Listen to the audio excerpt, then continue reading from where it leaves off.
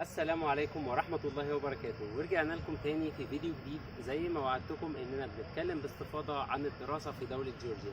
بنبدأ اليوم اولى حلقاتنا في السلسلة دي.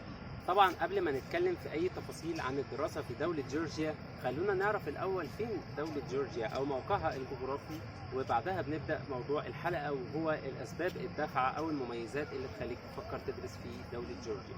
بتقع دولة جورجيا في منطقة جنوب القوقاز من أوراسيا، يعني غرب آسيا وشرق أوروبا. زي ما موضح في الخريطة هنا، بيحدها من الغرب البحر الأسود، ومن الشمال روسيا، من الجنوب تركيا وأرمينيا، ومن الشرق أذربيجان. مساحة الدولة بتكون 69700 كيلو متر مربع، وعدد سكانها 4,385,000 نسمة. طبعا ده علم جورجيا زي ما موضح هنا في الشاشة، وده الشعار الوطني مكتوب تحته باللغة الجورجية دازالا إرتوباشيا، يعني القوة في الوحدة. بكده بنكون عرفنا معلومات بسيطة عن الدولة. بنرجع تاني لموضوع الحلقة وهو الأسباب الدافعة للدراسة في جورجيا، وإيه بيعطيها الأفضلية عن دول كتير مشهورة وكتير من الشباب حلمهم إنهم يدرسوا فيها. ده بيتلخص في 7 نقط أو أسباب بنوضحها كالآتي. أول نقطة هي الأمان، وممكن تستغربوا شوية من اللي هقوله ده، بس جورجيا بتحتل حرفيا المركز الرابع عالميا في مستوى الأمان، في ارتفاع مستوى الأمان وانخفاض معدل الجريمة. وده شيء أنا لمسته شخصيا من معيشتي هنا في البلد. فالبلد هنا أمان جدا، في دوريات شرطة بشكل متواصل في كل المناطق على مدار ال 24 ساعة في خلال الأسبوع. تاني نقطة، النظام في متطلبات التأشيرة سهل جدا لأغلب الدول، خاصة لمواطني دول الخليج أو المقيمين بيقدروا يدخلوا جورجيا بدون تأشيرة، وده بيصير أيضا على المقيمين في دول أوروبا أو مواطنين. ثالث نقطة ولازم بنفكر فيها كلنا قبل ما نفكر في الدراسة في أي مكان، وهي تكاليف المعيشة أو الرسوم الدراسية. في جورجيا تكاليف المعيشة منخفضة جدا مقارنة من الدول العربية والأوروبية. حتى الرسوم الدراسية منخفضة، يعني الرسوم الدراسية موجودة في الجامعات وكده بتكون منخفضة حتى مقارنة بالدول الأخرى. العملة المحلية هنا بتكون هي الليري الجورجي، وانخفاض تكاليف المعيشة ده بيرجع للنمو الاقتصادي والازدهار هنا في الدولة من بعد الاستقلال. رابع نقطة، ودي مشكلة بيواجهها معظم الطلاب، وهي الأوراق أو الإجراءات المطلوبة عشان تاخد القبول من الجامعة.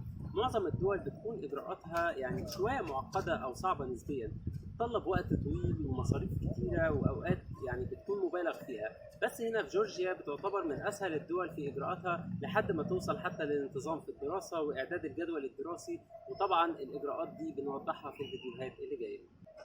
خامس نقطة، ودي نقطة مهمة جدا، دلوقتي أنا قبل ما أدخل أي جامعة هفكر أنا أعمل إيه بالكلية دي بعد ما أخلص. طبعا ده بغض النظر عن التخصص اللي انت هتتخصص فيه، دي حاجة بترجع لرغبتك انت الشخصية، سواء هندسة، طب أسنان، صيدلة، أيا كان. ده شيء يعني خاص بيك أو برغبتك الشخصية. بس احنا بنتكلم عن الشهادة بتاعت دولة جورجيا أو بتاعت الجامعات هنا في دولة جورجيا بتكون معترف بيها في أغلب دول العالم.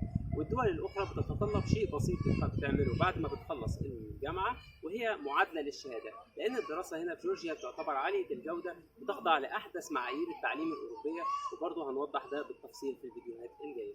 سادس نقطة، البرامج الدراسية. البرامج الدراسية هنا بتكون مختلفة في أغلب المجالات، بإمكانك الدراسة بأحد اللغات الثلاثة اللي هي الإنجليزية، الروسية أو الجورجية. سابع وآخر نقطة، وهي وجود جالية عربية سواء إسلامية أو مسيحية في جورجيا، ولا توجد عنصرية تجاه الأديان أو المحجبات في جورجيا. كما أنه 81% من السكان من الكنيسة الأرثوذكسية الجورجية، و10% مسلمين، والباقي أرمينية رسولية وكاثوليك وأرثوذكس. بكده بنكون وصلنا لنهاية الفيديو. أتمنى أكون أفدتكم. لو عجبكم الفيديو دوسوا لايك، ما تنسوش اللي مش مشترك في القناة يشترك حالا في القناة. أتمنى تشاركوا الفيديو مع أصدقائكم عشان تعم الفايدة للجميع، وفعلوا زر الإشعارات عشان يوصلكم كل جديد في القناة بإذن الله. مستني تعليقاتكم واقتراحاتكم، وأشوفكم في الفيديو القادم مع أحمد التركي.